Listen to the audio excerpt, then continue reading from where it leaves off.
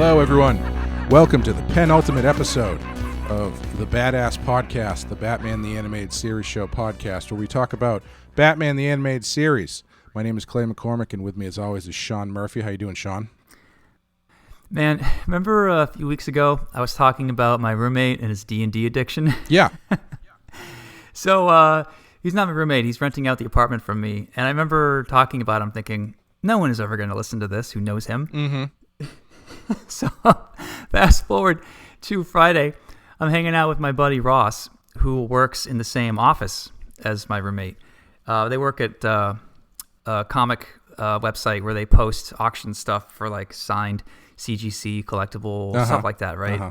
And, there's like 8 guys in the office. And I didn't know this, but one of the people in the office listens to this podcast. So I'm going out to dinner with Ross on Friday, and he's like, hey, I was talking to so-and-so at the office. You do a podcast? You talk about your roommate? And I was like, why? And he goes, oh, man, the guy from shipping was asking what I was doing tonight. And I told him that I was hanging out with you. And he goes, Sean Murphy lives in Portland? And Ross goes, yeah, that guy over there lives in Sean's apartment. And the guy's like, Sean was shit-talking him last week saying he had a D&D addiction. Mm-hmm. Mm-hmm. So I'm at dinner now, like, all right, how do I handle this? Has my roommate heard this? What did I say? I'm pretty sure I was just joking around, and like everything I said, I basically already said to my friend's face. So I don't think this is a big deal, but I don't know. Maybe I went off on a handle and I forgot. So I was hanging out with my roommate the other night, and we were smoking cigars, and I had just given him a free cigar and a free drink, and I was like, all right, man, I got to confess, like, I owe you an apology. So-and-so at the office listens to my podcast, and I guess I was talking to everybody about how you were addicted to D&D and how your place is kind of a mess down there. And he was like, oh, man, do you think I listen to D&D too much? Do you think I'm capable of talking about anything other than gaming? And I'm like, well, I was sort of joking, but I don't know. I mean, maybe we could all use more hobbies. And since then, every time he started a conversation, he'll catch himself because every conversation is about to be D&D. Uh-huh. So he's like, oh my God, you're right. Maybe I do need an intervention. So long story long, the point is, it's a good thing that I opened my big fat mouth and talked about this because it's helping my roommate learn that he has a D&D addiction, and he's thankful for it. Yeah, nothing like making sure the people around you are more self-conscious. Way to go. Oh, man. Yeah. Anyway. This is, I said, the penultimate episode, only because we only have 2 episodes of our show left before we are finished with Batman the Animated Series proper. What comes after that is anybody's guess. And I'm sure we'll be jumping into the future to some extent. And the 2 episodes that we're doing today are Mad Love and Chemistry. So let's take a quick break, and we'll come back and talk about Mad Love. A lot of relationship talk here, so maybe that was a good thing to start with, is you talking things out with your roommate after talking behind his back. That's why I dove into that story. Yeah. I knew that it was going to be topical. All right, well, there you go. Excellent. Great stuff. Great stuff. All right, we'll be right back.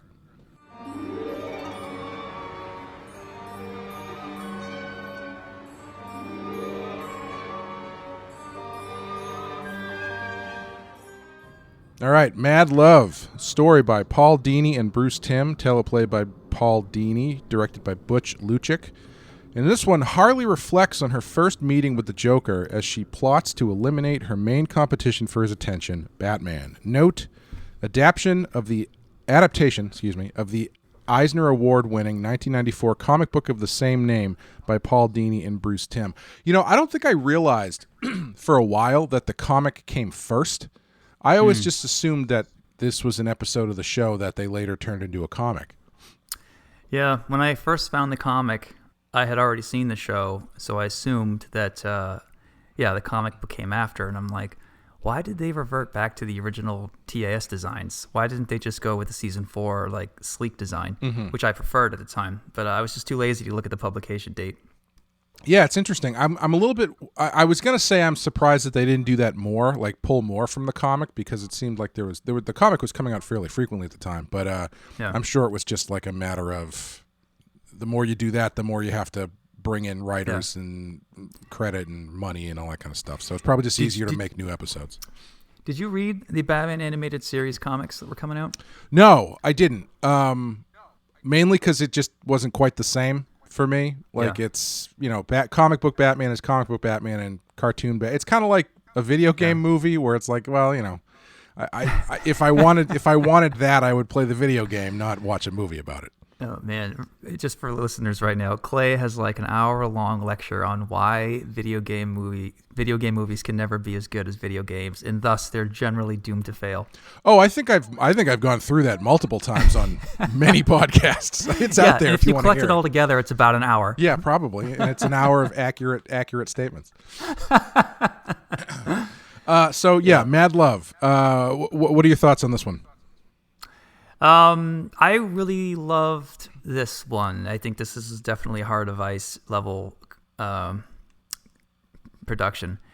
There's a lot in this that I pull and use in White Knight, of course. When the moment where Joker takes the fish and shoves Harley out the window after he realizes that it was her joke and not his or whatever, it's like that is such a brutal moment where she falls out of the window in slow motion. Oh, yeah. I think they cut the sound and she just slams into the ground below.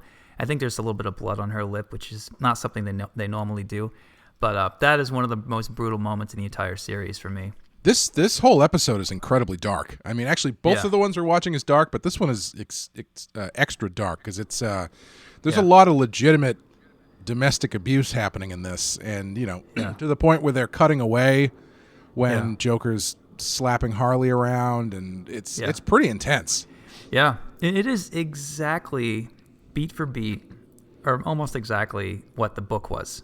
It's amazing to see it translated so loyally and still work and stick the landing. Yeah, apparently the only thing that's different is they trimmed it a little bit just for pacing reasons. I guess there's a couple incidental scenes that didn't transfer, but aside from that, it's pretty much the same thing. I really like this one. I think I feel like they maybe don't give the origin stuff enough space to really breathe for me. Like, I don't know if I want a little bit more of that story, but everything else about it is really great. I think that the idea that Harley, when she puts her mind to something, is actually very smart and can actually get Batman is very good. Yeah. And even then, she's doing it not for herself, but she's doing it in service of the Joker, and obviously the Joker hates it because he didn't come up with it. And I love how Batman uses the psychology against her and the Joker to escape from it. It's all really great character writing. Yeah, the best line for me is she got closer than you ever did. Yeah, Puddin'. Yeah.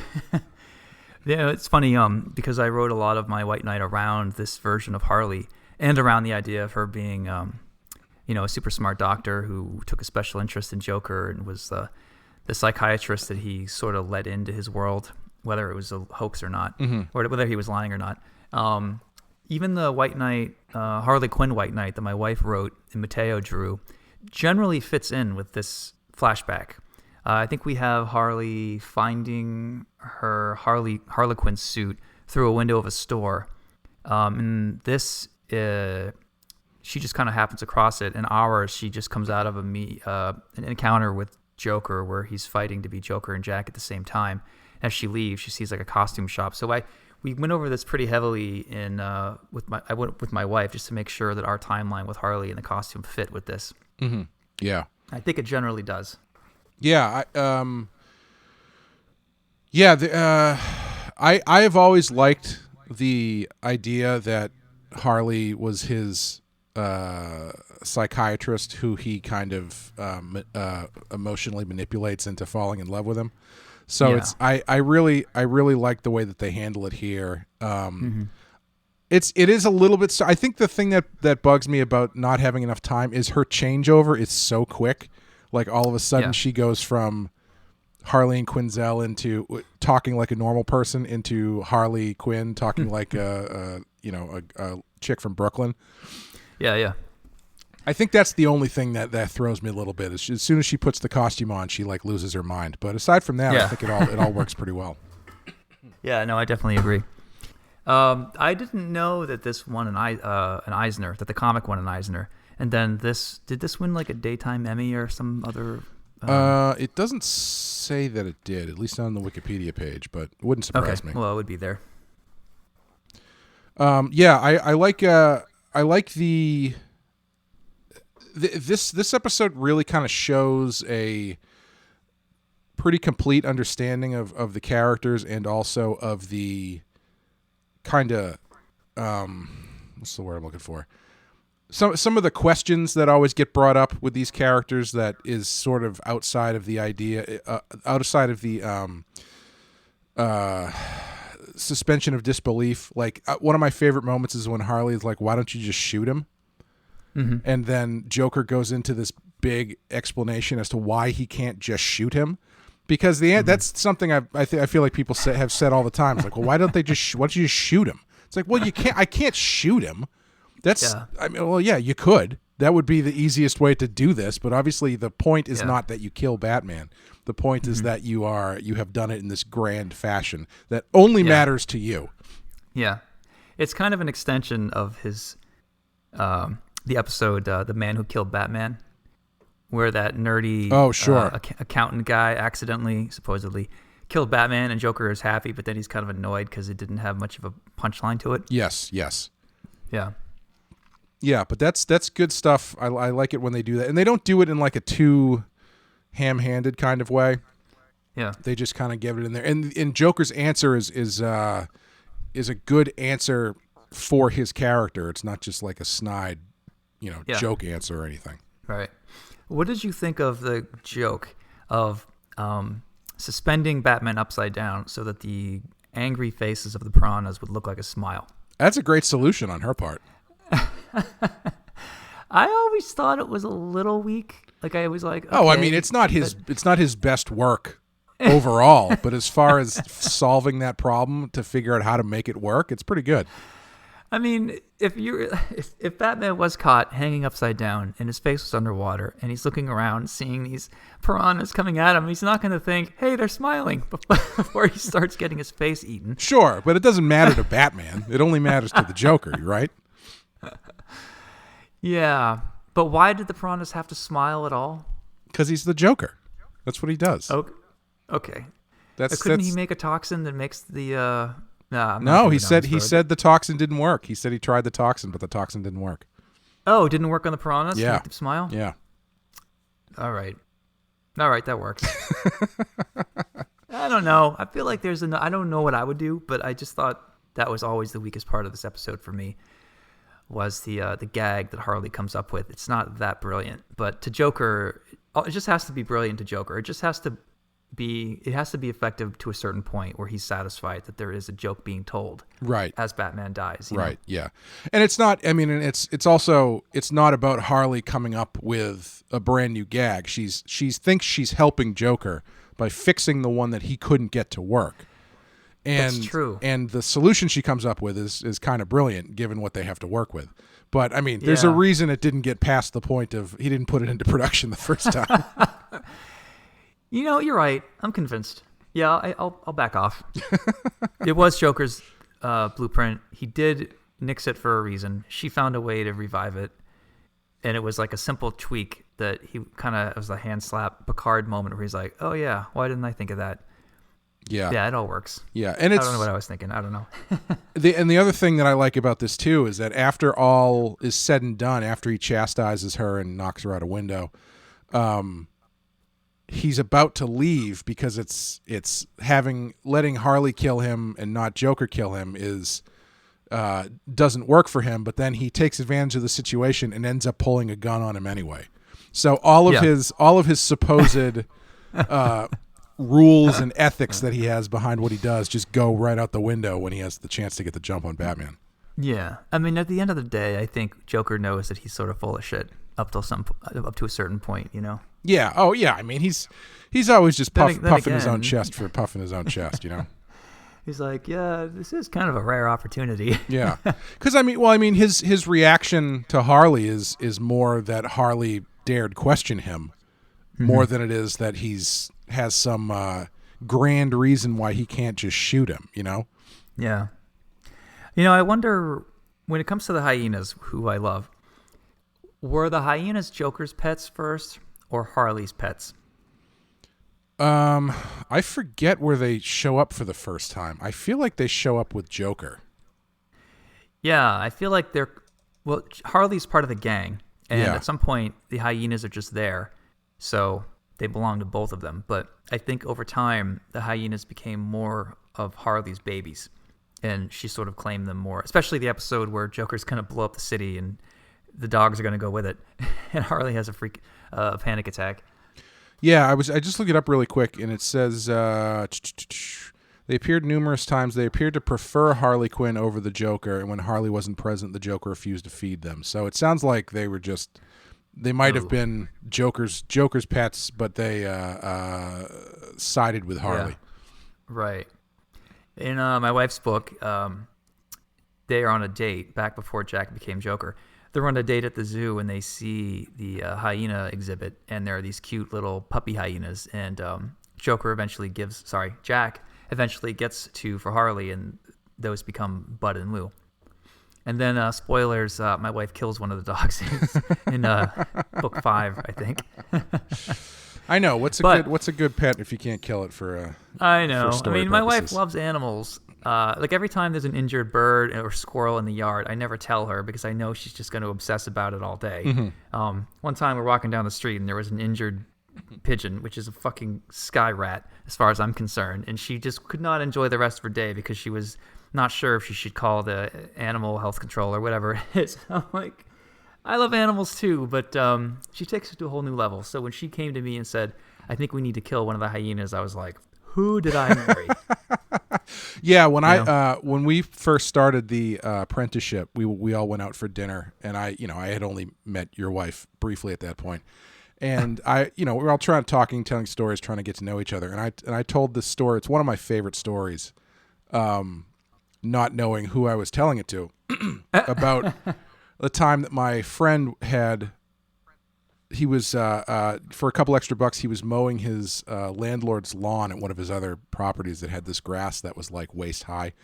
And so he's on this driving mower, driving around. And he sees this tiny little bunny, and he's like, oh, geez, I don't want to run over this bunny. So he keeps scooting closer to it, and it keeps hopping away.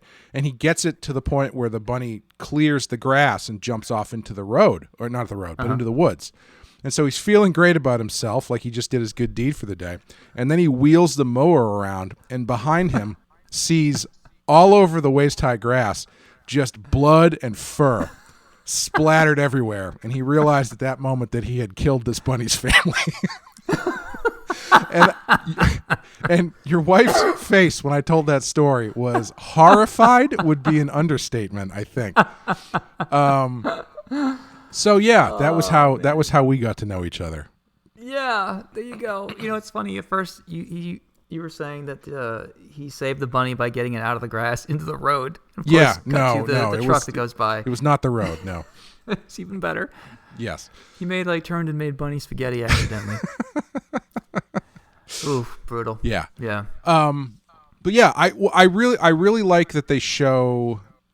Like, you get to see Harley beforehand in this, because I do think they do present her in a way that is pretty engaging as a character, where she's not just like, some straight-laced, buttoned up goody two-shoes who the Joker kind of corrupts. She's clearly got like ambition. And she goes after the Joker, and she's overconfident, but she's also underprepared. So not to say that anything that happens to her is her fault or anything, but like she has motivations going in which end up ending poorly for her in when she gets in over her head. Yeah. Yeah, absolutely. I think this is the best version of Harley Quinn I've ever seen. This one episode. I think if I met someone who didn't know who Harley was, and I had 30 minutes to convince them or to get them to like the character as much as I did, and talk about all aspects of the character, the good and bad, I think I would just have them watch this. I think more so than any other episode, any other cartoon, any other movie, any other comic, I think this episode is like the best version of Harley in a lot of ways. Yeah, it's what's so fascinating about it, though, is like I feel like the distinction between Harleen Quinzel and Harley Quinn gets lost a lot because it is so drastic. And the changeover, at least traditionally, well, I mean, in this as well, comes from basically being in a horrible abusive relationship with a psychopath. And I don't think I feel like that section of the story tends to get overlooked a lot because you've got like the modern pop culture version of Harley Quinn, which is very much like post Joker, and a lot more kind of it's she's still crazy Harley, but she's kind of reclaiming herself a bit, and you don't really get a lot of pre-Joker Harley now. I think because the Joker area is so messy, because you do kind of have to confront the fact that this is not a great relationship these two are in, and it really probably shouldn't be celebrated to a certain extent. Yeah, no, the trick for me to make Harley redeemable was I think that it's kind of, she admits that she has a past, and she admits it was a mistake, and she's moving forward. And I think having her say, I was really fucked up for a long time, but I liked being fucked up, because if I wasn't fucked up, then I wouldn't know who I was at all. Sure. Like I embraced being screwed up. And I know a lot of girls who feel that way, who go through some rough times in their youth or whatever, and they feel like they're screwed up and they don't belong, but they think that there's this like kind of macabre beauty to being tragic like that. Sure. And they accept that it's an abusive relationship. They accept that it's unbalanced and it's unfair. But they are fine with it because it's better than being alone. And eventually, you know, that story works better if the character moves past it, sees the flaws, but still struggles to escape how, you know, the mistakes that she used to make. For me, that's the trick for writing my Harley, was you definitely have all that stuff there. You lean into how much of a mistake it was, but every now and then you have her tempted to go back to it. You know, like it's something that you can never, once you're damaged to that degree, you really can never, you're always going to smell like smoke a little bit. You know what I mean? Sure. And I don't know why a lot of other writers don't write Harley that way. It's like, if you have her with this problematic past, then she must have a problematic future. And therefore, you know, readers are going to be unhappy. Female readers who are feminists are going to get upset, or what. But there's a way to embrace her mistakes and have her move past it. Like, I don't think it's that big of a deal. You know, when I read a lot of takes on Harley, I just look at the writer. I'm like, didn't you know any girls who were like sort of tragic when they were young and they grew past it? Like, why can't you just write Harley like that? You know, I don't know. I didn't seem to think it was such a big deal, but I don't know. Maybe people are doing it and I'm not aware of it. I don't know. Yeah, it's her character. It is really interesting. I do appreciate some of the attempts that they're trying to do to distance her from the Joker, just because, like, I think being tied to that for the entirety of her existence is a little reductive. But yeah, it doesn't seem like it's touched on as much as it probably should be. Yeah. But yeah. Oh, go ahead.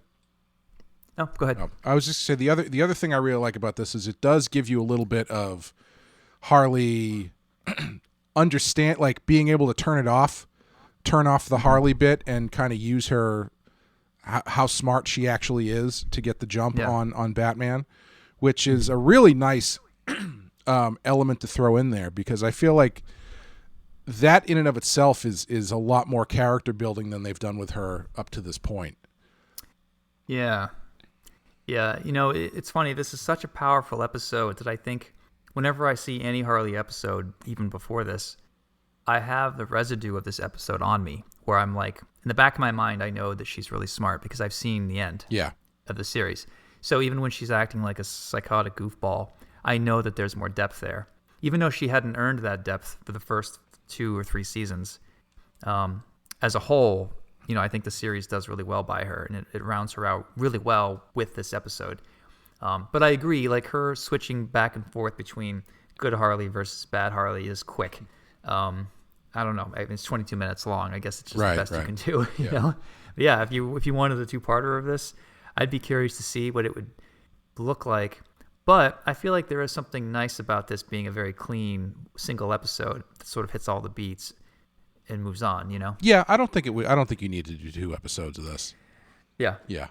But yeah, I feel like a lot of other writers who use Harley kind of forget that she's really smart, and they just they always like the character has kind of just turned into, and again maybe I'm not reading enough of her stuff, I don't know, but it seems like it has turned into goofball Harley is kind of all there is, and like they kind of make even when she does kind of go back and like pretend to be a psychologist or something, it's still goofy Harley under there. And I think the thing to take away from this episode is that she can kind of shut it off when she wants to, or at least she can tap into it. Let's put it that way. Maybe she can't shut it off because she's that fucked up, but she can at least, it is still in there. Like Harleen Quinzel is still in there, and she can apply herself, which I think actually makes her even scarier because if she can't fully turn it off, but she can tap into the smarts and ability that allows her to actually get the drop on Batman better than the Joker ever did. That makes her a pretty serious adversary. Yeah, you know, because she's dating crazy, she can be slightly less crazy and escape attention from Batman in a lot of ways. Like she's pretty messed up on her own, but compared to Joker, she's almost a good guy. So it kind of allowed her to exist under the radar a bit because she was standing right next to a giant disaster of a human being. Right. You know? Yeah. It's funny. Did you play the Arkham Asylum games? Yes. Yeah. I have not, but I'm curious, like, how was Harley Quinn portrayed in those? Because that is generally most people's interactions with Harley is based on that game and the movies. It's not comics and it's not this series. Yeah. From what I remember, well, when I was looking it up, I did find out that I guess a lot of there are tapes in the game of the interviews between Harley and Joker when she was his doctor, and the audio is the dialogue from this episode mostly. Re-recorded because Tara Strong does the voice in the games. Yeah, cool. But they're using that stuff. But from what I remember, Harley is not really, you know, in the first game, from what I remember, she's dressed like a slutty nurse for the whole game. And I don't remember there being a ton to her other than just sort of like, just also being there and being a part of the game. But in the second game, I think she's got a bit more to do, and I think she might be pregnant. I can't remember. When did she become the violent cheerleader? Was it the comics when Jimmy and Amanda took over, or was it the movies, or what? Well, I mean, I guess it depends on what you mean by violent cheerleader. Like when they changed her look, you mean? Yeah, the pigtails and all that. I don't know. Because I don't remember. I feel like her look when she showed up in the comics was different than the show. Like I don't know if the Harley Quinn costume really made it into the comics outside of the adaptations of the show. So I'm gonna guess it's Harley New 52. I'm just looking at it.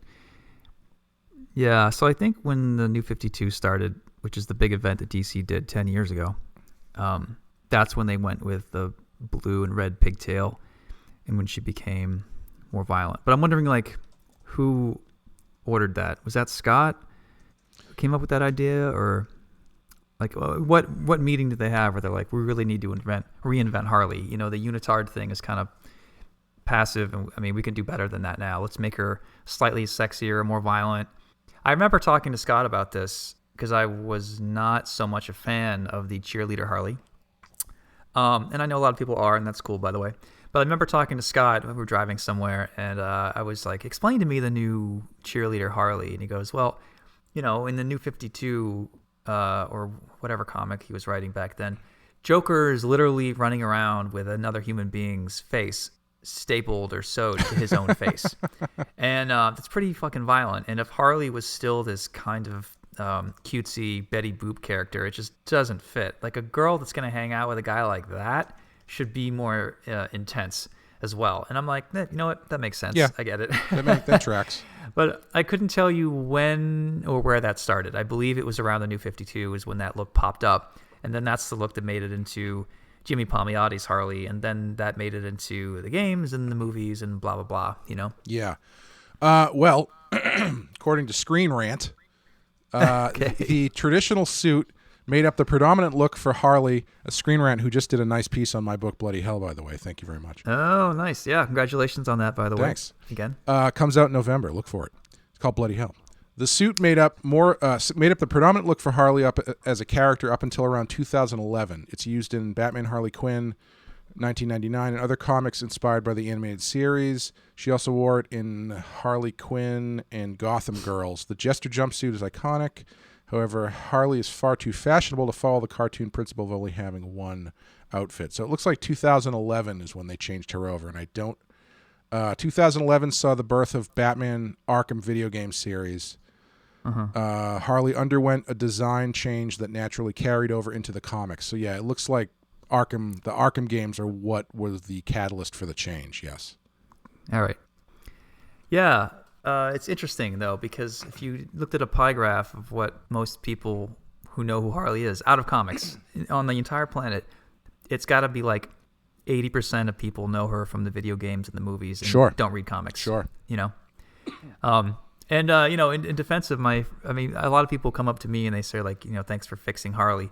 Which, my friend Jimmy and Amanda wrote and did a ton of work on Harley that's being used on the movies. And their take was always, let's do Harley, but it's like Looney Tunes. And they did exactly what they set out to do, and I think it was really successful in its own right. But it's not, it's not the Bruce Timm Harley Quinn at all. It's not my Harley either. But I just get really annoyed when people attack that and they call it silly, and I'm like, well, it was supposed to be like, that's what they were going for. You can say that it's not for you, but you can't say it was bad or dumb or whatever, right? Yeah I mean, much like Batman, there's very many versions of Batman that some of them don't work for everybody. Not all of them work for everybody. Yeah Totally. There's it's funny how there's been a lot of different versions of a lot of those different characters, but a lot of the villains tend to stay the same generally. Well, unless they change who they are. But like Joker kind of gets more or less intense, but he kind of stays more or less the same until you make a movie out of him, and then it's something else and people lose their minds, I guess. But oh, man. You saw the Joker movie, right? I did, yeah. Yeah. Who was it on our text thread who hadn't seen it yet? And I was like, what the fuck's the matter with I don't anybody remember. I know people who haven't seen it because they got fooled by this idea that it's actually celebrating Trump supporters or something like that. I think it was more that it people were worried that it was making a disaffected, violent white guy the hero of a movie. Yeah, I think we're kind of saying the same thing in different ways. Mm-hmm. I didn't see that at all, but I respect people who choose to feel that way. But what bothers me is people that just assume that that's what it is and boycott it without ever seeing it for themselves. Oh, sure. Yeah, no, that's always been a problem. Is people who don't watch the thing that they're critical of, and it turns out the thing they're critical of is not actually in there. Yeah, exactly. Or at least if it is, if you do watch it and you do come away thinking that, then okay, you can have a conversation, sure. But if you're basing your assumption off of something you actually haven't read or watched or whatever, then I feel like you're kind of you're having a bad faith argument. A handful of our mutual friends do that on a regular basis. She won't see anything. She won't give Disney any money at all because they're really unfair to creators. And she won't have a Disney Plus account, but somehow she's seen the Star Wars movies, so there's no way to avoid Disney at this point. Sure. Everybody. I'm sorry. Even if you don't like Disney. And I definitely am against big corporate evil Disney in a lot of ways too. But let's just get real here. Like they own Star Wars. We're going to see Star Wars. They own Avengers. We're going to see Avengers. Like, I don't know. It just seems very junior high to be like, I don't like Disney, so I'm going to boycott them. They're not allowed in our house. Yeah. If you want to go full in on that, then go for it. If you want to stick to your principles all the way through, sure. But like I used to listen to a podcast that was a wrestling podcast, and one of the hosts decided after the big the WWE has been doing shows in Saudi Arabia, which a lot of people haven't really been thrilled with, myself included. But one of the, especially after Jamal Khashoggi and everything that happened with that, one of the hosts of this podcast decided they weren't going to watch the product anymore.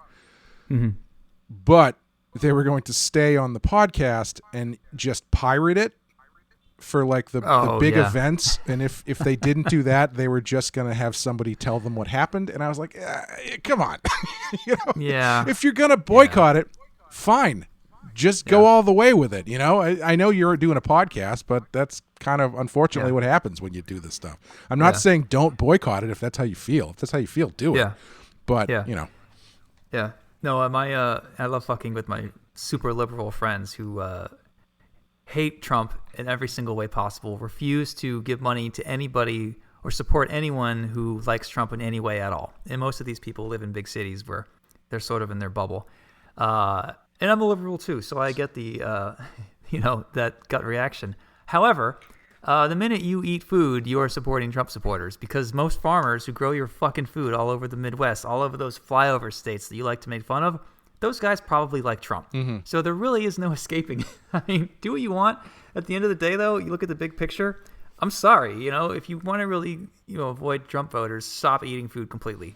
Well, I think it goes the other way too, because there's plenty of people who rage against the liberal machine or absolutely rage against Amazon or whatever, or Facebook, and it's like, well, you're posting your rage on Facebook, so it's or it's like, oh, well, how are you telling me this over the phone that you bought from Apple? It's like you can't.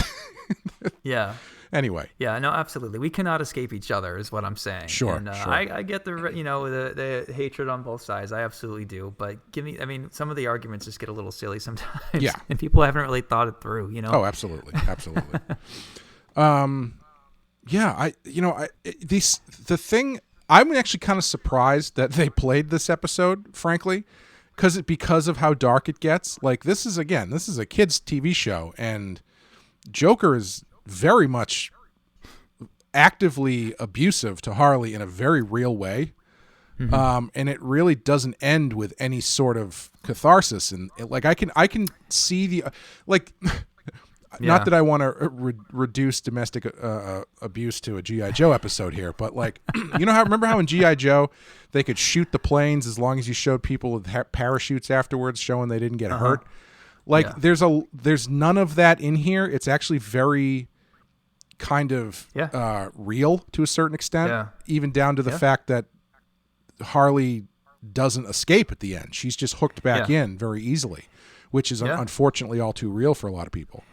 And so I'm kind of surprised that they didn't have to tone this down a bit. Yeah. I'm not saying they should have. I'm not saying they should have, but I'm surprised that they weren't told to. Yeah. I wonder if they were going to remake this kind of an episode today, if they would be allowed to do this again, Yeah, honestly, I don't think they can with Harley the way that she is now. I don't think this ends the same way, and maybe that's a good thing. Maybe it's a bad thing. I don't know, because she is very much a different character now. But what I mean is, with the new censors in the age of wokeness, and I mean that in a good way. In the age of wokeness, would this get nixed just off the bat? Or were they getting away with something in the 90s that they just can't do anymore? Well, I don't know. I guess it depends on how you feel about what this episode is showing, because the fact that maybe, I don't know. I don't know if you do get away generally ever without showing some sort of catharsis on Harley Quinn's end, or the Joker really getting his comeuppance. I don't know. I mean, I don't think they would do this episode on that HBO Harley Quinn show, because the first episode of that show is basically her kicking the Joker in the balls and shooting him out of a cannon or something. So I don't know. It's funny. The reason that this slipped through is because critics are looking to respond to kind of simple, identifiable things that are problematic, like blood, or some kind of violence. Like, Batman cannot punch a girl, but Joker is evil, so he could punch a girl. And so if you look at this in a microscope, if you look at this moment to moment, a critic wouldn't go, or a censor wouldn't go, you need to change this. Because in order to change what's harsh about this episode, you have to be paying attention to the whole story on many different levels. And the fact that at the end, she goes through this traumatic abuse and then decides that she still likes him and basically goes back for more. That's beyond the radar of most critics. They're looking for easy to catch stuff. They're not looking to really sit down with the script and decide what the deeper meaning really is for this character over the next, long arc in the future. Does that make sense? Yeah, I was thinking something similar where it's like I almost don't think I almost think it slipped by because they weren't looking for that stuff because that is harder to quantify. Exactly. Yeah, harder to quantify. That's the phrase I kept trying to think of. Yeah, and I mean, if you want to be really cynical, maybe it was that this stuff wasn't as big of a deal in back then. And I know that sounds that sounds terrible. It's not what I don't mean it. You know what I mean? I know. As far as stuff that gets censored and whatnot. Oh, Joker slapping around Harley Quinn. Just don't show it, and I'm sure it's fine. Whereas now it's like, oh, this is kind of a heavy topic we're dealing with here. Maybe we should put a little bit more thought into this. Usually, I'm the one pushing the lines of what's politically incorrect not to say. It's nice to be sort of on the sideline this time, Clay. Sure, yeah. There was this video game called Night Trap. Have you ever heard of it? Oh, yes, I know that game, yeah. So talk about failing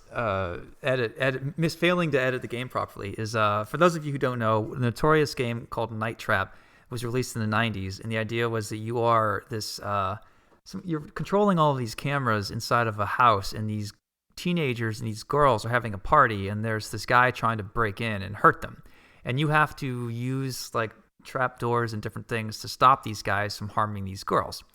So, I mean, the game quickly devolves into, you can accuse it of rape fantasy and violence against women and voyeurism. I mean, it already has a bunch of problems right off the bat, right? And then the critics the owners of who own the license were like, oh, guys with knives and guns coming in is too violent.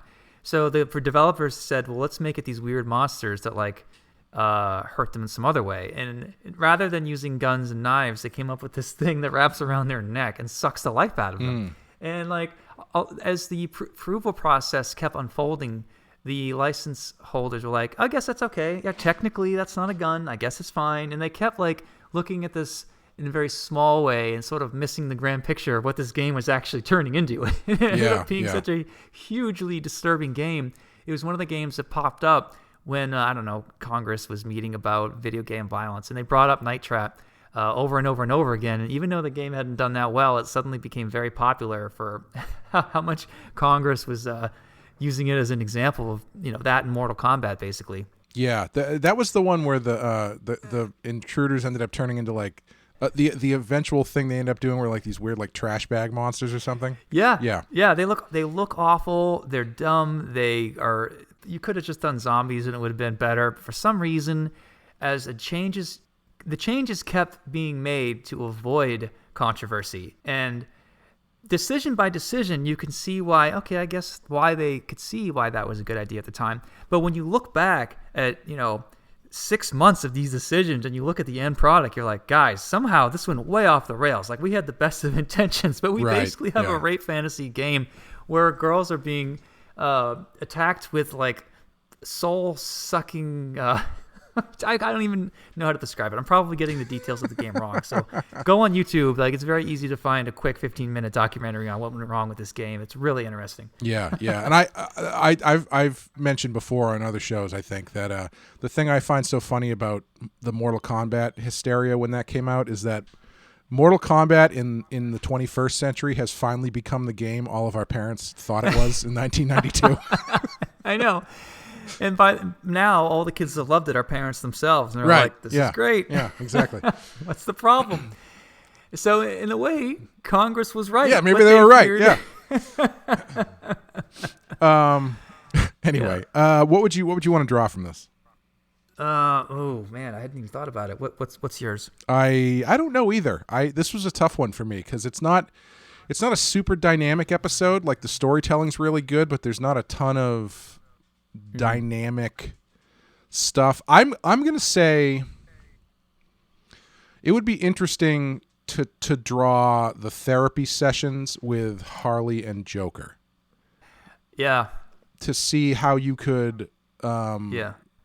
portray that visually in a manner that was Yeah. more than just a couple of talking heads on a couch and in a chair, you know? Yeah, I had a flashback in White Knight where I got to draw that scene, that shot. It was a quick just history of how they ended up, and I basically drew that that moment in a panel. So Harley's in a chair with her legs crossed, with a stack of books next to her, taking notes, and Joker is sort of laying on his prison bed, sort of looking up and like, I remember the time Dad took me to the circus or whatever. And one of my regrets is I meant to label one of the books as Bonnie and Clyde. Oh, because nice. that's what Yeah. Joker are. Sure. And I had her like sort of an Easter egg of like, oh, her brain's already escaping down this road of like this like romanticized criminal couple. And, you can see where the storytelling is. Sure. But yeah, I forgot. So whenever I see that panel now, I look at a blank book spine and I'm like, ah! So maybe for a new edition, I can stick that back in there. Yeah. When they do the absolute edition, the only thing that you've changed is you've gone in and put that on the spine there. Yeah. Yeah. That's little things, Yeah. As far as comics go, I actually really, really liked, I'm not even going to try to pronounce the guy's name. It was Stefan something that begins with an S. Stagic. Yeah, sure. Apologies. He did a 4-issue Black Label series called Harleen, which is all about Harley going from Harleen Quinzel into Harley Quinn. And I thought it was really great. I really liked it. Yeah, it really was. His art is amazing. Yeah. And the story... And he's European.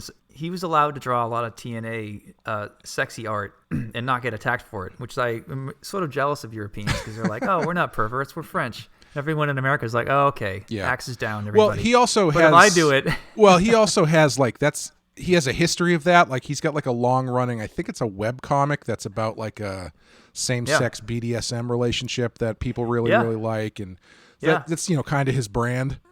I know, man, but I admire. You can make it your brand if you want. If you want to go that way, you go for it.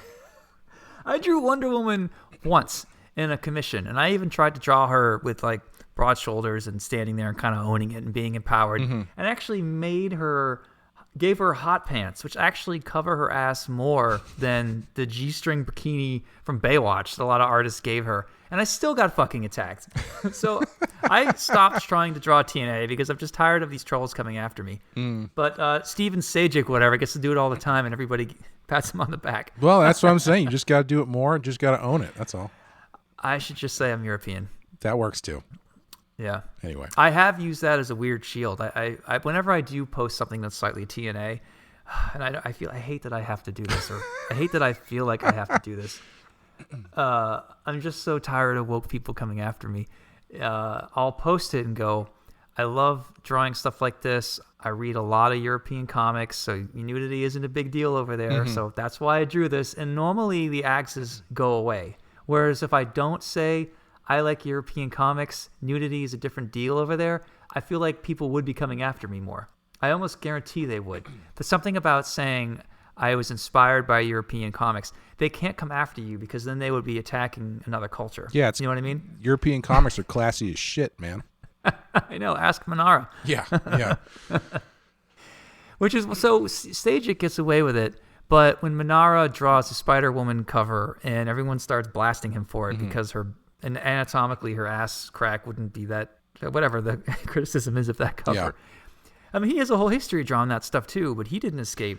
Right. I think the problem there is it's not his fault, it's the publisher's fault, because the issue that I remember anyway is that they got a artist who's known for erotic comics to do a cover of Spider-Woman, which is very much not representative of the book, I believe. I believe it's not that kind of book in any way, shape, or form.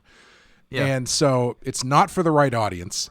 And I'm a big believer of don't blame the artist, blame the person who published it, because they had to make the decision. Same with that cover that Raphael Albuquerque did, that Batgirl cover. Not the right book for that. Very much not so. And I think you can draw whatever you want, but it's up to the publisher to know what is appropriate or isn't appropriate for the product they're putting out. And I think in both of those situations, it was a misfire on the publisher's side. Yeah. I was with my editor, Mark Doyle, when that news hit. We were out at a steakhouse in Manhattan. This is my editor, White Knight, but this was years before he approved White Knight. I was still working under Scott's book at that time. He and I are about to cut into our steaks, and suddenly his phone goes off, and everyone is attacking Albuquerque for turning an empowered Batgirl into Joker's rape victim or something like that. Sure. And he to be there live to watch him go through the phases of disbelief and what do I do? And he is literally the guy that approved the sketch. Yeah. No, wait. I'm sorry. He was not the guy that approved that sketch. He was overseeing the group, but someone else approved it and not him. And I don't think he personally had a problem with the cover because it was supposed to be an homage, but he was mad that someone under him had approved it and it had escaped his attention because he could absolutely see why people were going to flip out when they saw that. Sure. And he showed it to me, and, I don't read a lot of comics, so I was like, I don't get it, whatever. I like Raphael's stuff. And he was sort of quickly explaining why it's a problem. And I was like, really? And sure enough, when I went online the next day, I'm like, oh, my God, yeah. But I was literally with him when that unfolded, and I got to see, I feel so bad for Albuquerque. He ended up getting attacked, and he was, the sweetest, nicest, one of the nicest artists in comics. He's such a gentle, nice guy, for people to just pound on him like that is like, oh my God, blame the editor, people. Right. Which is what Mark Doyle did. And he was right. Blame the editor he's that editor's boss, but just blame that guy anyway. I know. Yep. Hey, shit floats upstream sometimes. I guess so. Yeah. But anyway, what do you want to rate this one? 5 out of 5. Yeah. Yeah, I'm going to go 5 as well. Like I said, I wish there was a little bit more of a gradual turn for Harley. But aside from that, I think it's a really small nitpick that I think this is one of the more intellectually interesting episodes that they've done. And they do a lot of really great character work in 30 minutes here. So I think it's definitely worth a 5. Yeah. So nice. We're going to take a quick break and talk about chemistry. I don't know, for 10 minutes, because we've also almost got an hour talking about Mad Love. So we'll be right back. Okay. I give it a month. You don't think the marriage will last? Not that. I'm saying he'll have the costume on again in a month. I don't think so. He's changed. Yeah, right. Anyone can change and settle down, even you. Don't get your hopes up. As if. All right, Chemistry, written by Stan Berkowitz, directed by Butch Lukic. I don't know. I'll have to ask him or somebody who knows him. Butch Lickett is how he likes to be. Likes to be called. Is it? Yeah. Okay. And in this one, Bruce Wayne, along with other wealthy denizens of Gotham, fall in love with their ideal mate, who all happen to have green eyes. Bruce decides to marry and gives up being Batman forever. Really kind of burying the lead on that one. or maybe not putting the lead in at all, actually. But yeah, I don't remember this episode. But I thought this episode was great. I really, really liked this episode. It goes real fast. It does. It's incredibly fast, but the story that I think the reason that I liked it so much is I think I was writing a longer story in my head as I was watching it. Yeah. And because I found myself thinking, I was like, man, if this is how you're going to marry off Bruce Wayne, I feel like this is the way you do it. Because this is really interesting. It gives you, it lets him find someone who, I think it's more interesting if Batman finds someone who isn't a super villain or superhero to hook up with, because then you kind of really have this idea of well, is he going to give up what he does? Does it have to become now a secret that he has between he and his wife? Is he going to tell her and then can try to keep doing it? What's that dynamic there? I find that more interesting than what if Batman making out with Catwoman? Yeah, what if Batman and Catwoman got married? It's okay, cool, I guess. But yeah, I agree with you on every point. Absolutely. The only thing that I kind of wish they did a little bit differently is I wish that his wife hadn't been a monster. I wish she had just been normal. You mean her character, her personality? No. I mean literally. I wish that she hadn't been one of Poison Ivy's monsters, because I feel like that would almost be even more devastating if he goes through all of this stuff. He assumes that his wife is in on this because everybody else is wife, and then it turns out no, he actually did just fall in love with this woman, but he can't let himself do that. So like, you know what I mean? Like that kind of thing where he creates his own divide kind of. I think that would have been, obviously that's probably too much to do in this episode, because this is another one where like as soon as the monster's dead, they roll the credits. Like there is no hangover in this. It's just over. Ending. He's like, why do you all have green eyes? He figures out she's a monster. Like her feet turn into plants and she starts choking him. Yep. So, love and relationship over. Yep. Robin comes around with like a pesticide gun and melts everybody. The boat starts to sink. Bruce looks at his wife through a porthole as she's melting, and as the boat sinks, she's drowning. He sort of tried to kind of save her 5 seconds previously, but he missed her hand by inches. No, that was Poison Ivy. That wasn't even his wife, because he locks his wife into the cabin and then just leaves. Okay, I thought that was his wife he was trying to save. Nope. So he says, "All right, well, I guess this relationship's over." He's making his way onto the bat plane, and he has the wedding ring in his fan, and he just like flicks it in the ocean, and just life goes on. Yep. Like the way he so quickly gets like that's what I want to draw is Batman trying to save Poison Ivy, seeing his wife die and drown. She looks really sad as she goes under the ocean. He takes out the ring, flips it in the ocean, roll credits. Yeah. Like it's that easy for him to go back to being miserable. Yeah. Yeah. Well, it's when you get your heart broken, it sometimes makes you even colder than you were before. I guess. Do you know who did the voice of his wife? Yeah, Linda Hamilton.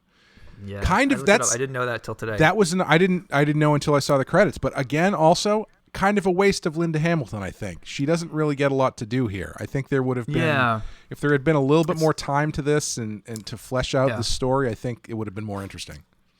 Do you think that there was a T2 reference when who's the redhead who gets married first? Oh, Veronica Vreeland. Yeah, when Veronica's husband turns on her, she locks herself into a panic room with laser beams across the door, and her evil husband jams his face through, almost like the T-1000. Oh, yes. Do you think that was on purpose? I don't know. If he had gotten his hand caught as he was walking through because he was holding a gun, maybe, but I don't know. But it's possible. Yeah. Also, I don't know why being made out of plants walking through a high-powered laser would have no effect on you. I feel like that would be pretty damaging to your structure to have seven lasers just cut you into 8 pieces. Yeah. That's a good job in the quick math there, my friend. Is that not right? If you had 7 lasers, it would cut you into 8 pieces, right? That's correct. Yeah.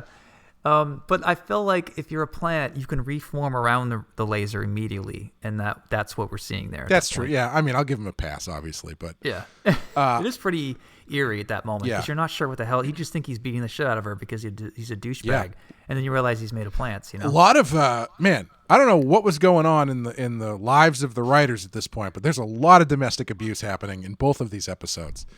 You get like you get a scene that's like the scene in The Godfather where what the hell is her name? Adrian Balboa, whose name is Talia Shire, is getting beaten up by her new husband, and then she's got to call Sonny to come out. No, Sonny's her brother. She has to call Sonny to come over and beat the guy up.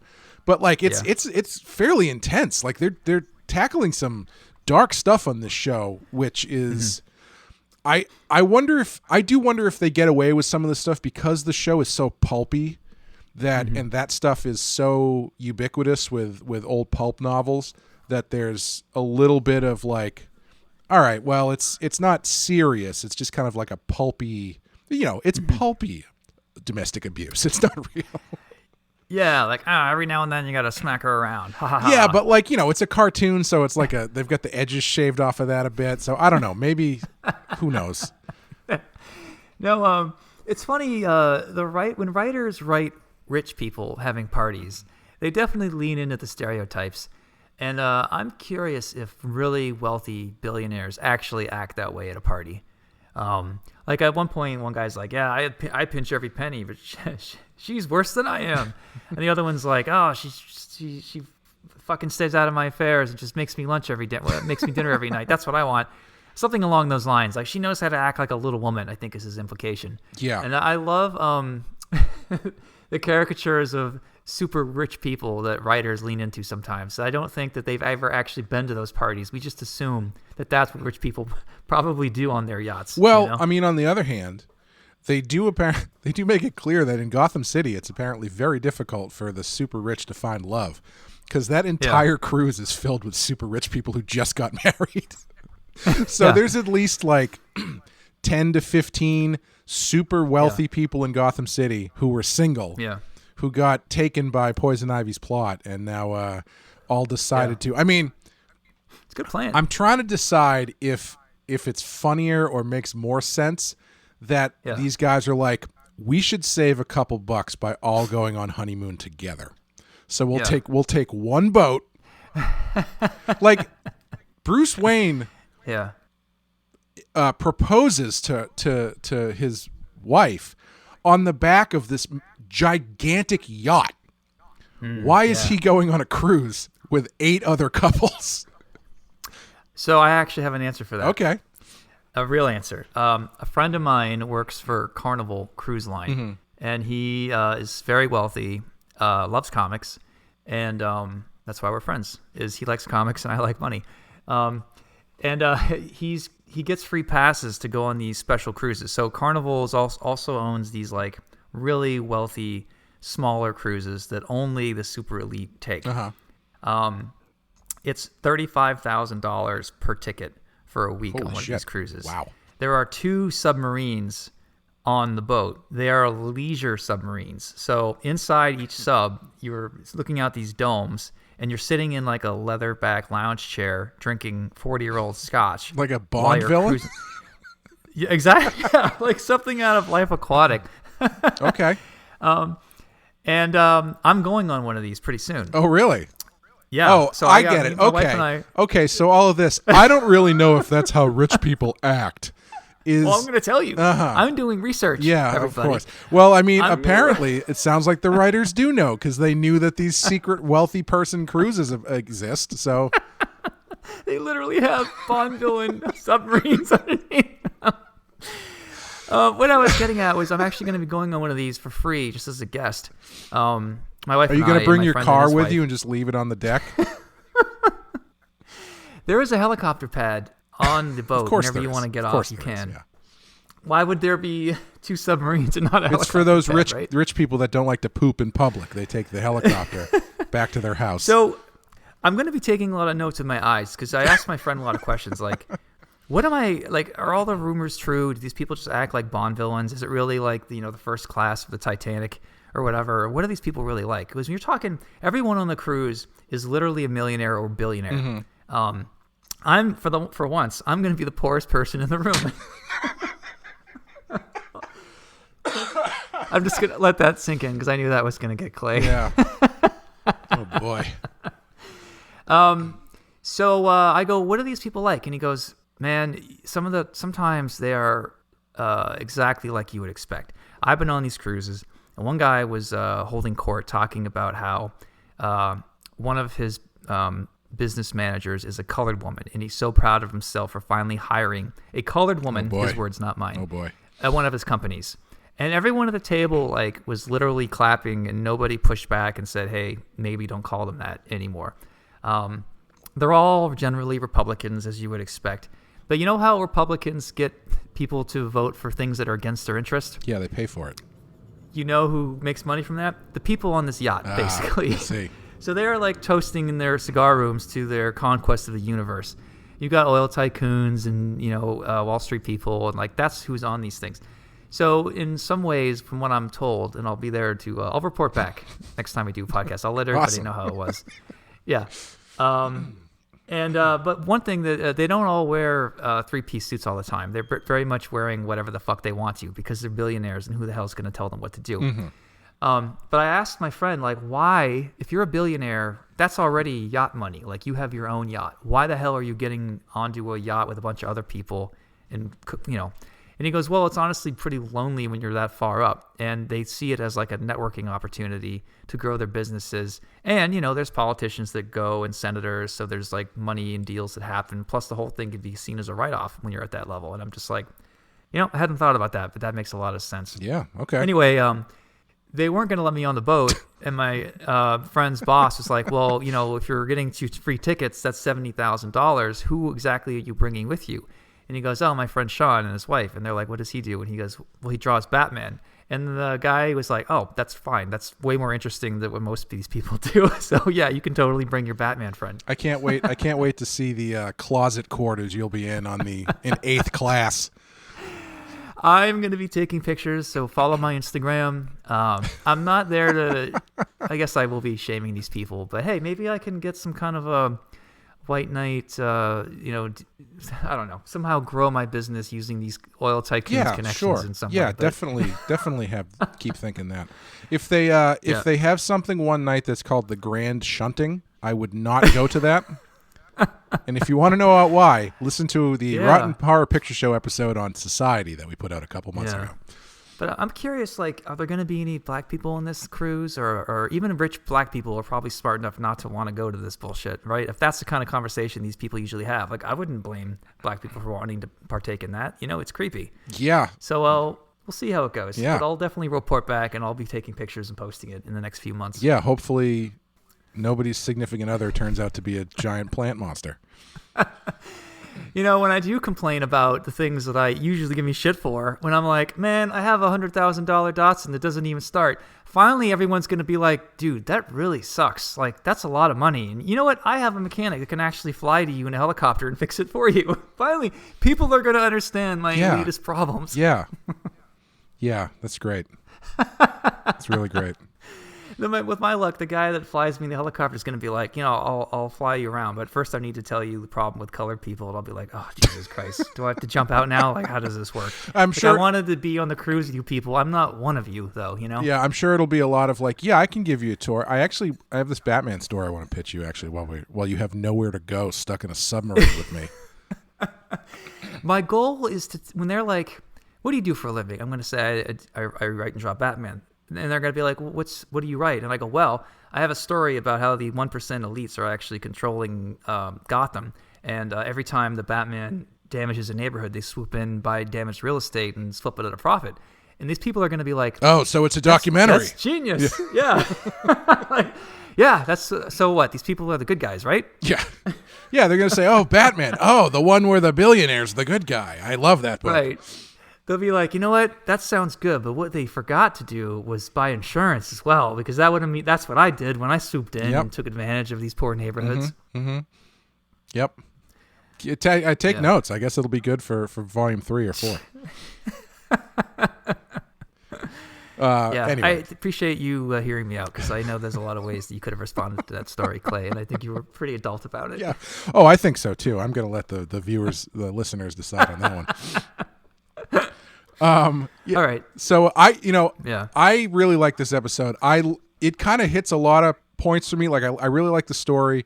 It also gets really weird and gross at the end when they start melting all of those like plant people. Yeah. It's the guy's face melted and his eyeballs separated into a pool of blood. And even before that, when Batgirl and Robin are tracking him down and Ivy just grabs him by the top of the hair and just pulls his skin off. Revealing the green guy underneath. It's a weird episode. It's so violent, man. Yeah. This is like the Night Stalker, whatever that video game I was talking about. They're like, oh, you can have that gratuitous violence, even though they're humanoid shaped. They're technically plants, so yeah, do whatever the fuck you want. Yeah, exactly. Yeah. It's still horrific, though. Yeah, it is. It's very creepy, very weird. I'm a big fan. I think this is probably this is my second favorite Ivy episode, behind the one where she manufactures the family in a similar manner. Yeah. That being said, it's nice that she went back to that plan. It seems like her technology's getting a little better, but maybe hasn't quite figured out all the kinks yet. Her green guys still eventually turn back into green and like explode and stuff. So she's got a little bit more work to do. Yeah. If the pupil color wasn't green, Bruce might not have figured it out. Yeah, it's possible. Because that's what tipped him off. If she had just had these people wear sunglasses or keep their eyes closed, whatever, you know, like. Just keep your eyes closed all the time, you know, like humans do. So yeah, you could see, you heard me try to stop that sentence, but too much of it got out. Sorry. What would you want to draw in this one? I would draw Batman trying to save his seeing his dying fiance get. Oh, that's right. and You then did say that. Flip in Yes. the ring, yeah. Yeah. Because you could do like a really long vertical panel with the long ladder he's hanging onto. So yeah. Yeah.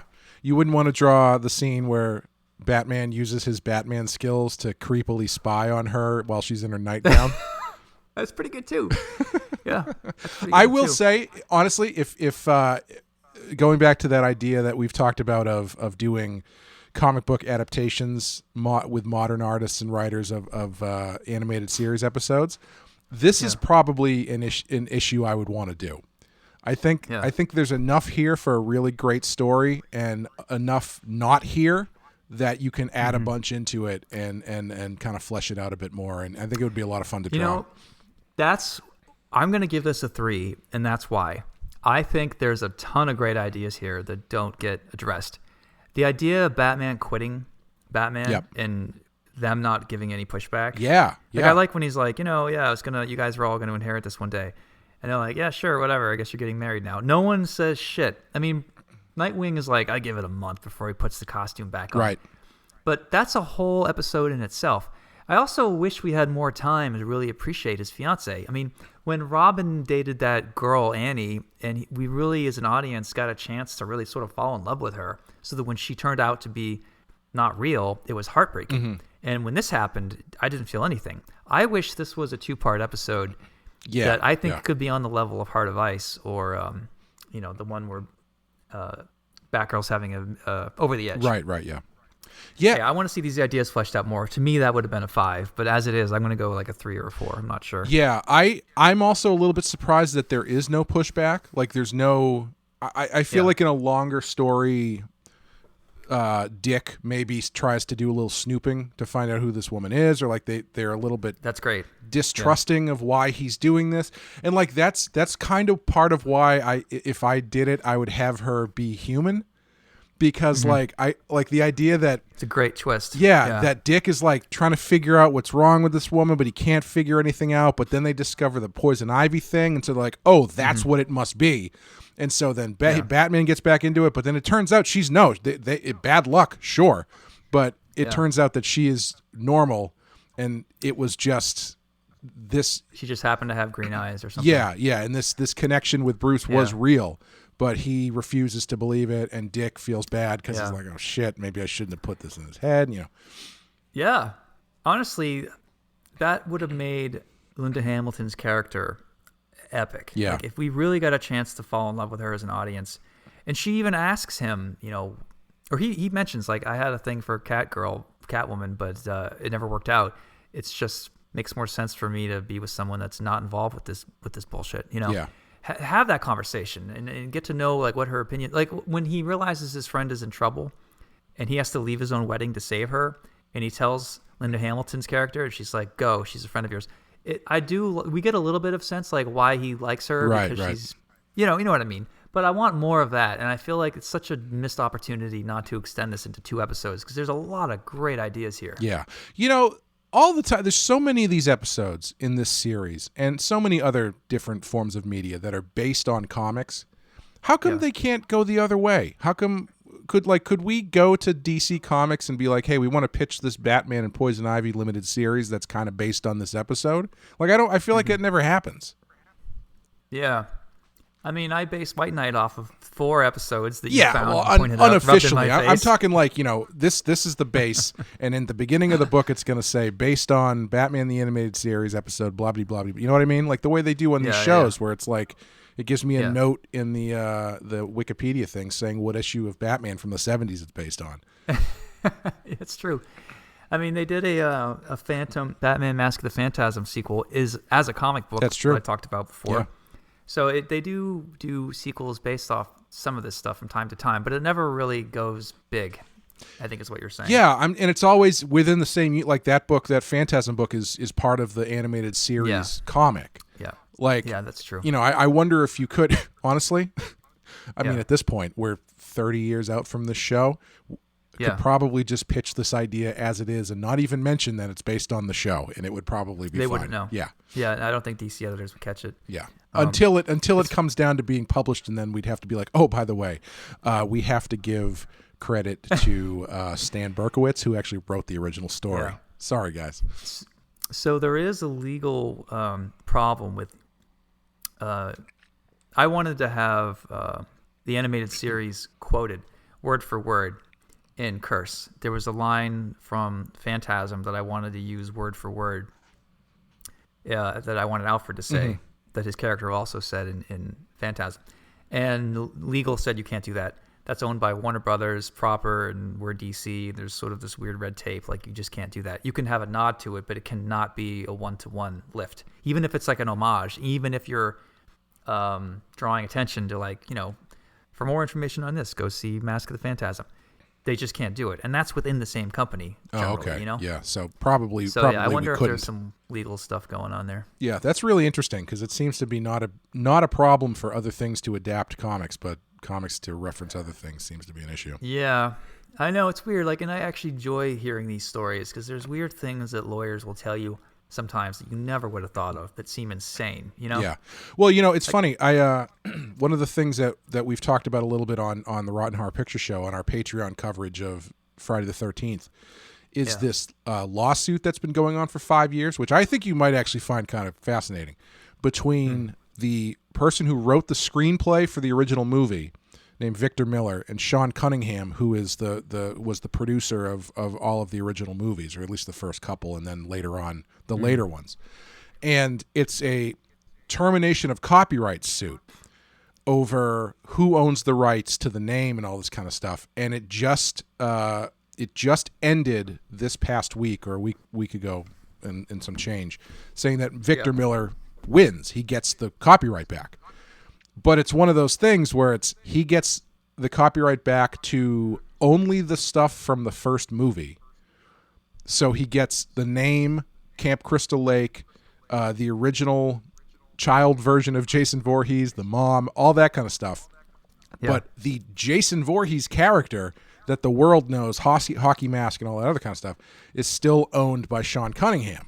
So there's this weird middle ground, and they've been fighting over it because Cunningham wants the name Friday the 13th, and there's it was one of those things where he's claiming that it was work for hire, and Victor Miller was saying, I'm an independent contractor, and apparently they sided with Victor Miller. This one that just ended was actually an appeal, so he won once, and then Cunningham appealed it, and he's won a second time. Yeah. And it has completely held up anything new Friday the 13th related, from like merchandise, anything, for the past 5 years. That's crazy, man. Yeah. It killed, there was a video game that came out that was awesome a handful of years ago, and it killed the development of the game after 6 months because of this lawsuit. Yeah. I have a feeling that's why we're not getting Blade Runner merchandise. Yeah. Is there some legal quagmire, some cabal of people that own all the rights, and it's just really vague on who can do what legally. Yeah, yeah. It's always... With Zorro, there's a lot of this stuff too. Yeah. And I can explain it some other time, but I'm researching all that right now. And it is interesting who owns what from which timeline, what's still Disney, what did Disney sell? Yeah, yeah. I always find that stuff so fast. I think we've talked about before when Todd McFarlane got the rights to Miracle Man, the Alan Moore comic. It turned out he didn't get the rights to the character. All he had bought was a certain version of the logo, so he could use could use the character's costume. He could use the character's costume, but he couldn't call him Miracle Man. And then it took another 15 years or something to sort those all that stuff out. Yeah, it's so interesting when you find out how all this stuff got shattered, because I had mentioned that Marvel Comics book, and they talk about a little bit about the rights distribution of Spider-Man, where Canon had, if I remember correctly, maybe it was New World. It was either Canon or New World. I think it was New World had the rights to Spider-Man. No, I'm sorry. Canon had the rights to Spider-Man, but then they ended up selling off different pieces of it to raise money to make the movie. So they sold the domestic distribution to one company, the foreign distribution to another company, the merchandising to a third company, blah, blah, blah, blah, blah. And then the movie never gets made. So then when the next person steps up to bat, now they've got all of this other shit that's already been pre-sold that they have to deal with. Yeah. And then eventually they had it in place where James Cameron was going to do it, but he refused to give the guy from Canon a producer credit because he didn't do anything other than have the rights 15 years ago. And then that whole thing exploded, and that's why we never got a Spider-Man movie until like 2002. Yeah. And a lot of people think that a lot of those old contracts are from a time before, and Hollywood didn't know what these things would be worth. Right. So they wrote a lot of weird contracts from the year 1920 to 1980.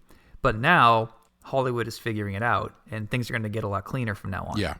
If you think that, that's not true. Right. The contracts are still being written in a confused way because that's the best way to try to fuck over your competition and have grounds for a lawsuit later on. Right. This is not going to stop, But if anything, it makes very interesting drama and storytelling with what goes on behind the scenes.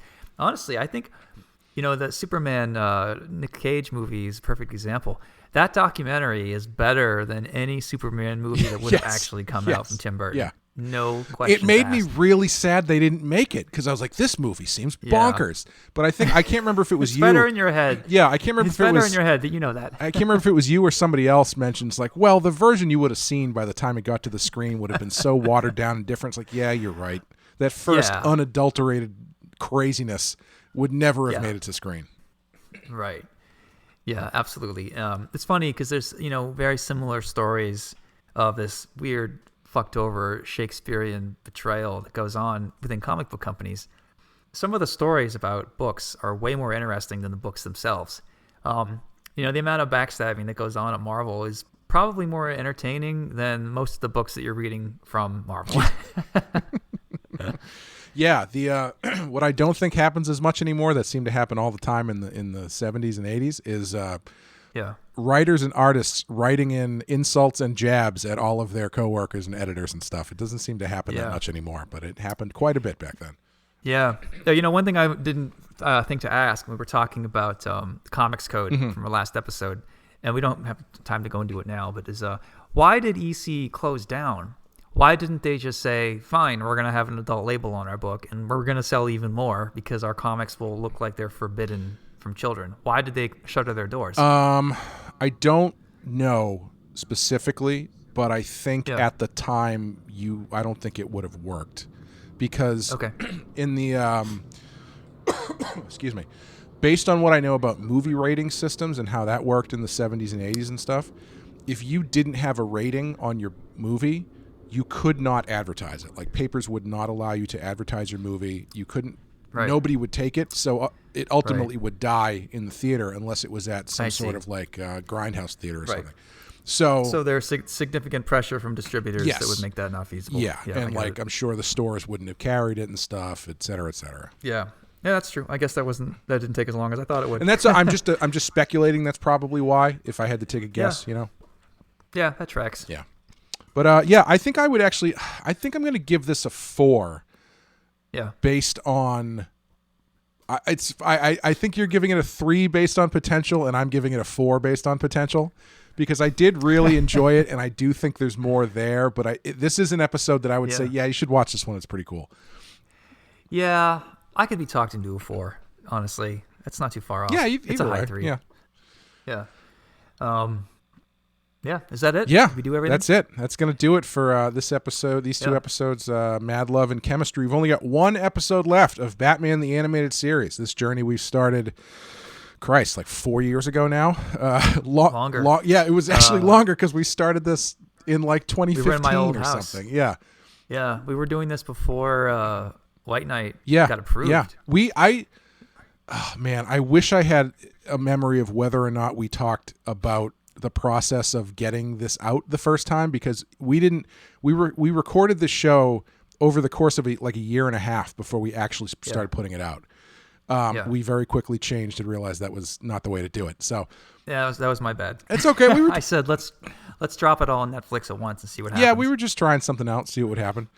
But my idea of what would you want to draw, that ended up sticking, which I'm really glad. No, I like that. I think a lot of people like that as well. I like the poll you put out. Do you want to talk about that real quick? Yes. Or we'll save it to the next episode? What the hell? We're already at let's do an even hour 30 here. Yeah, we can talk about that now. Sure. Sure. So I asked Clay to do a poll. For you listeners listening right now, what do you like more? Are reviewing the actual episodes or the inside talk, like the shop talk, behind the scenes thing? And I'm guessing for most people the answer is both. But we asked people online, which do you actually prefer more? And Clay, what were those results? The YouTube poll that Wes put up was, I think, almost 50-50. It was like 52-48 or something in favor of shop talk, I think. How many votes was that? I don't remember off the top of my head. I want to say it's actually, give me 2 seconds. I thought it was 300 something, maybe. I don't think it was that many, unfortunately. Okay. It was. I feel like people who listen have better things to do than follow us on social media, which actually makes me very happy. I think that it's fine to. So it was 33 votes. Not quite the scale that you thought.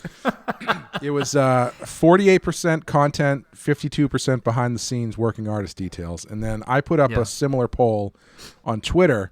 And it was, at one point, it was split exactly 50-50. And the final was, I don't actually have the numbers here, but I know that it did end up skewing, I think, like maybe 60-40 in favor of behind-the-scenes stuff. But it was, okay. And that was, I think, maybe like 25, another 30 people or so. So I think it was a pretty even split, all things considered. That's a large enough sample pool. I think that you could say that even if you polled 1,000 people, it might be different by 5 points, but that's it. Yeah. So I guess 50-50 for the most part. Maybe slightly leaning more towards inside scoop stuff. And I realized too, and I might have said this before, I feel much more comfortable in this podcast talking about behind the scenes stuff because people listening aren't out to get me. If I translated some of the things I said on this podcast onto Twitter, guaranteed bleeding cool article, sure. CBR, Newsarama, guaranteed trolling on Twitter, people being outraged, things getting back to creators, and I don't think I really throw anybody under the bus just to be mean. But I know that people would happily try to take me out of context. Yeah. But saying it in a podcast that's 90 minutes long and they have to listen to a bunch of shit about some Batman episode they don't remember, they're just less likely to have the fortitude to get through that, just to find that one moment where they could crucify me. Yeah, it's a lot. It's a lot harder when you actually have to dig for the stuff. But I appreciate you really tempting fate here by saying that so often, because it's bound to happen soon enough. I don't know why I have the need to want to push the line of what am I allowed to say?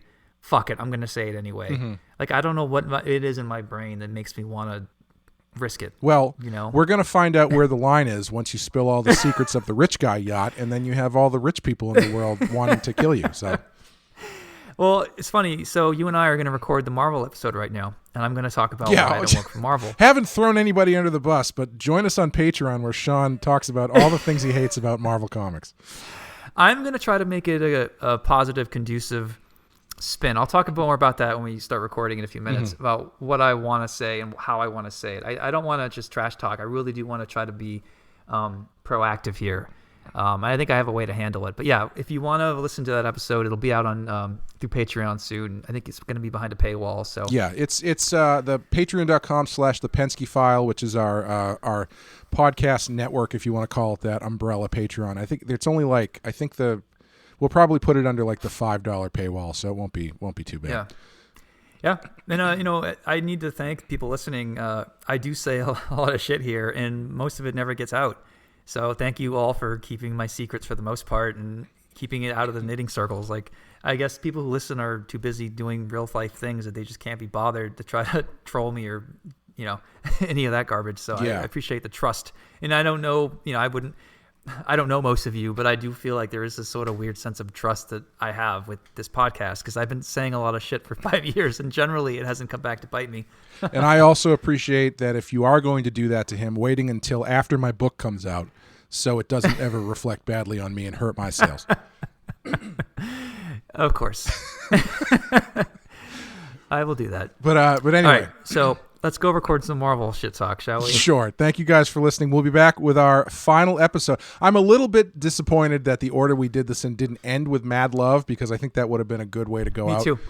But next time we'll be back with Beware the Creeper and Judgment Day, which I'm very excited to talk about Judgment Day because it's one that's always been stuck in my head. I don't even remember if it's any good, but for some reason it really stuck in there for some reason. It's the one that's like, wasn't Two-Face another personality at some point? Yeah. It wasn't the Phantasm? Yep, it's the one I always used to think was Phantasm. Yep. Anyway, thanks for listening, guys. We'll see you next time. Bye.